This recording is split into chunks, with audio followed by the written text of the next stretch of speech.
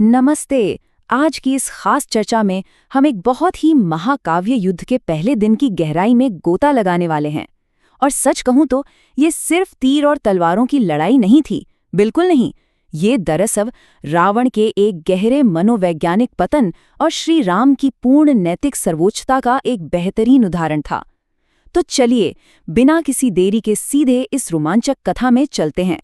शुरुआत होती है रणभूमि में हनुमान जी के एक बहुत ही जबरदस्त और मनोवैज्ञानिक प्रहार से।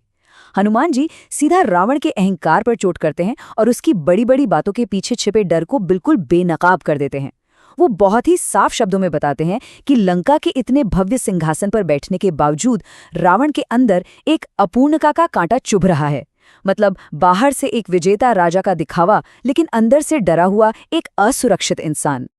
अब यहाँ जो बात सबसे ज्यादा दिलचस्प है वो ये है कि रावण युद्ध के बिल्कुल शुरुआती दौर में ही खुद मैदान में उतरने का फैसला कर लेता है। जरा सोचिए, एक इतनी विशाल सेना का सम्राट जिसके पास मकराक्ष और प्रहस्त जैसे महान और शक्तिशाली सेनापति अभी भी मौजूद हैं, वो खुद लड़ने आ गया। ये कोई बहादुरी की बात नहीं थी। अगर मूल कथा को देखें तो ये एक बहुत बड़ी रणनीतिक भूल थी।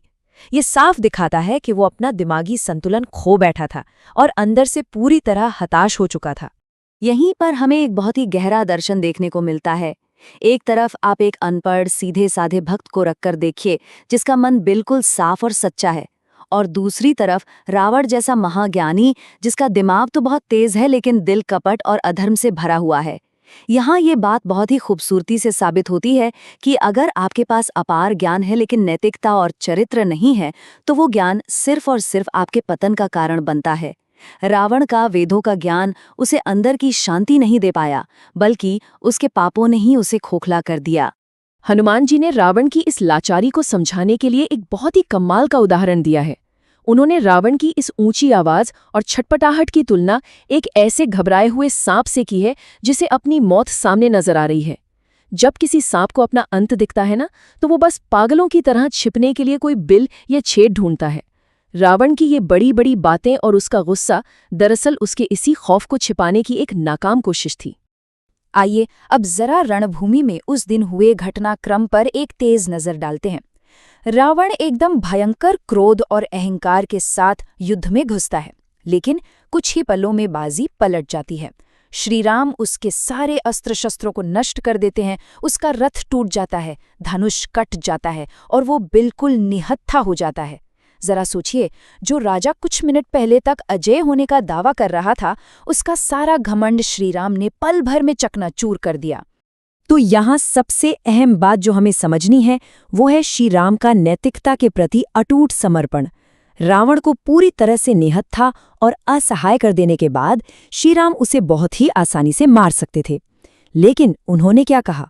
उन्होंने कहा कि निहत्थे और थके हुए शत्रु पर वार करना हमारे वंश का धर्म नहीं है। बस यही ईश्वरीय धर्म और राक्षसी क्रूरता के बीच का सबसे बड़ा फर्क है। उन्होंने उसे जीवन दान दिया और कहा, आज तुम थक गए हो, कल फिर आना। सच मानिए, एक अहंकारी राजा के लिए ये मौत से भी बड़ा अपमान था। यहीं पर इस पूरी चर्चा का जो मूल सार है वो उभर कर सामने आता है। एक तरफ श्रीराम हैं जो युद्ध के नियमों, शिष्टाचार और करुणा का पूरी सख्ती से पालन कर रहे हैं, और दूसरी तरफ रावण है जो जीतने के लिए सिर्फ धोखे, छल और पाश्विक बल के भरोसे बैठा है। युद्ध के पहले ही दिन ने ये साबित कर दिया कि लड़ाइयां सिर्फ हथियारों की गिनती से नहीं जीती जाती। सच्ची और आखिरी जीत हमेशा धर्म और नैतिक शक्ति की ही होती है। रणभूमि में अपमान का वो कड़वा घूंट पीकर वो टूटा हुआ राजा वापस लंका लौटता है। उसका सारा गुरूर अब मिट्टी में मिल चुका है। लंका में जब उसके दादा माल्यवान उससे मिलते हैं और उसके इस उदास चेहरे का कारण पूछते हैं, तो रावण की हालत देखने लायक होती है। वो बहुत ही साफ शब्दों में मान लेता है कि शत्रु बहुत ज्यादा ताकतवर है। ये वही रावण है जो कल तक वानरों को कीड़े मकोड़े समझ रहा था। अब जाकर उसे पहली बार श्री राम की अकल्पनीय शक्ति का असली और भयानक एहसास हुआ था। रावण के मन में जो खौफ बैठ गया था, उसे समझने के लिए खुद रावण के शब्दों को सुनना जरूरी है। वो माल्यवान से कहता है कि जब श्री राम का बाण कमान पर चढ़ता है तो वो साक्षात सृष्टिकर्ता ब्रह्मा के समान दिखता है। जब वो छूटता है तो एक से सैकड़ों बाणों में बदल जाता है और जब वो प्रहार करता है तो बिल्कुल प्रलय के जैसा भयंकर हो जाता है। ये वर्णन साफ दिखाता है कि इस एक मुठभेड़ के मनोवैज्ञानिक आतंक ने राक्षस राज के दिमाग पर पूरी तरह से कब्जा कर लिया था। चलिए देखते हैं कि इस पूरी घबराहट का नतीजा क्या निकलता है। पूरी तरह से बौखलाया हुआ रावण अपने मंत्रियों को आदेश देता है कि धरती, पाताल, 8 दिशाओं और 7 द्वीपों में जहां जहां राक्षसी शक्तियां हैं, उन सबको तुरंत लंका बुला लिया जाए। ये रावण के आत्मविश्वास के पूरी तरह से खत्म हो जाने का सबसे बड़ा सबूत है। जो व्यक्ति कल तक खुद को तीनों लोकों का स्वामी कहता था, वो अब पूरी दुनिया से मदद की भीख मांग रहा है। अब यहाँ हम एक बहुत ही दिलचस्प मोड़ पर पहुँचते हैं, जब एक बेहद अभिमानी शासक का सारा गुरूर टूट जाता है। जब उसे ये एहसास हो जाता है कि उसकी विशाल सेना और उसकी खुद की ताकत भी किसी काम नहीं आ रही, तो वो क्या करता है? एक हताश और अपमानित राजा का वो आखिरी दाव क्या होता है? ये एक ऐसा सवाल है जो उस वक्त की पूरी परिस्थिति की गंभीरता को हमारे सामने रख देता है। उसका आखिरी दांव था अपने विशालकाय भाई कुंभकर्ण को उसकी 6 महीने की गहरी नींद से जगाना। ये इस बात का सबसे बड़ा और अंतिम संकेत है कि रावण ने अपनी सारी रणनीतिक सूझबूझ खो दी थी और अब वो सिर्फ और सिर्फ दहशत में फैसले ले रहा था। उसे लगा कि अब कोई भी नीति काम नहीं आएगी, सिर्फ कुंभकर्ण का वो पाश्विक और विनाशकारी बल ही उसे इस आफत से बचा सकता है। ये साफ दिखाता है कि जब सब कुछ विफल हो जाता है तो अधर्म सिर्फ क्रूर शक्ति के पीछे छिपने की कोशिश करता है। अब जरा युद्ध भूमि के शोर शराबे और रावण के महल की उस दहशत से दूर चलते हैं अशोक वाटिका में। वहां का दृश्य बिल्कुल अलग है।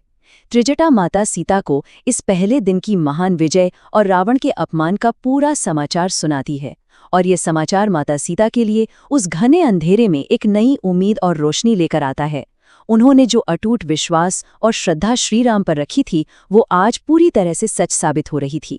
यह प्रसंग हमें याद दिलाता है कि सत्य के लिए धीरज रखना हमेशा फलदायी होता है।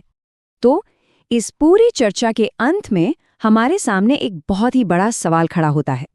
अगर केवल युद्ध के पहले ही दिन ने इतने बड़े साम्राज्य के अजेय होने के भ्रम और उसके अहंकार को पूरी तरह से चकनाचूर कर दिया, तो आगे क्या होगा जब शुद्ध सत्य और धर्म ऐसे ही अपनी यात्रा जारी रखेंगे? ये कथा हमें सिखाती है कि अहंकार चाहे कितना भी बड़ा और शक्तिशाली क्यों न दिखे, सच्चाई और नीतिता के सामने वो कभी टिक नहीं सकता। आज के इस विश्लेषण में हमारे साथ जुड़ने के लिए आपका बहुत बहुत धन्यवाद। उम्मीद है कि इस प्रस्तुति से आपको इस विषय को एक बिल्कुल नए नजरिए से देखने में मदद मिली होगी। हमेशा सीखते रहें।